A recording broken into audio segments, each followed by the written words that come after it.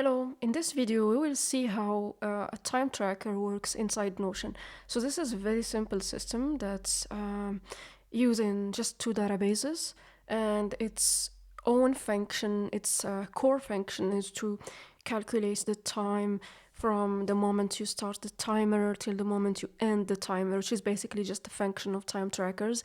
But there is a very big advantage of using this inside your Notion. The thing is, if you are using external time trackers, you will have either to integrate them, use automations, or embed them. It's going to be complicated with all of that. So if you want to track your own tasks inside Notion and make them related to the timesheets that you will be using inside the time tracker, then the best way is to build your own time tracker inside Notion. So this gives you the flexibility of connecting your timesheets with anything you have as projects or tasks. So in this demonstration, I'm just going to show two databases, which is the minimum we need for this to function.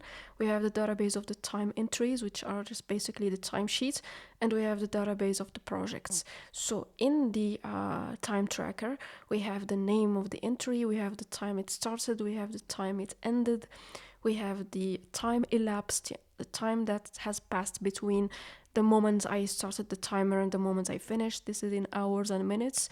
And then we have the totals for daily, weekly, monthly, last month, total time. This is the total time, like lifetime total. And this is for the projects that are related. We can link our projects to each time entry.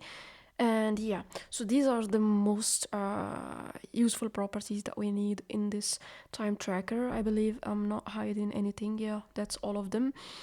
And then you have the projects database, which is basically what is the thing that we are counting time on or for. So this is the project that we are counting time for, or the task. It could be a task. So here we have the date it was done, we have the description, and we have the time it was created and the last time it was edited and who created it.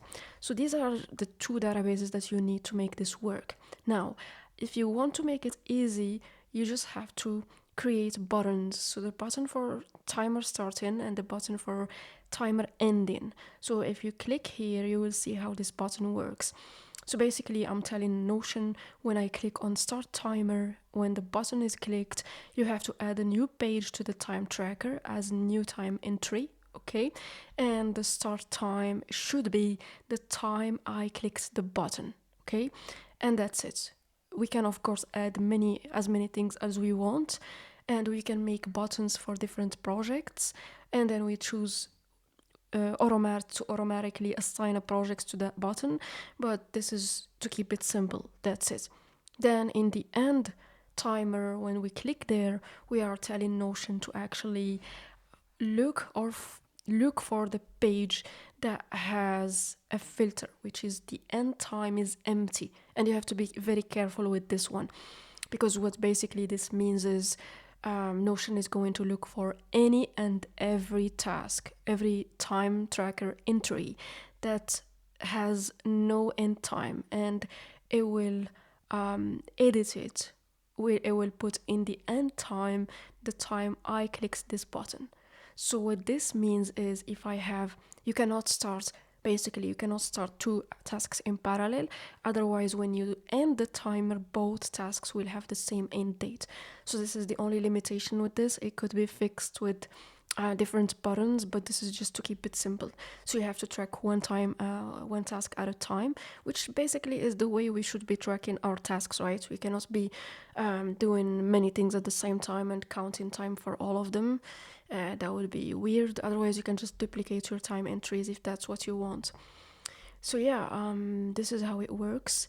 I have added different things for a client to match their needs, I think 2 days ago, but this is just the first initial system. So that's it. You can build from now on your own time trackers and connect them with the projects that you have.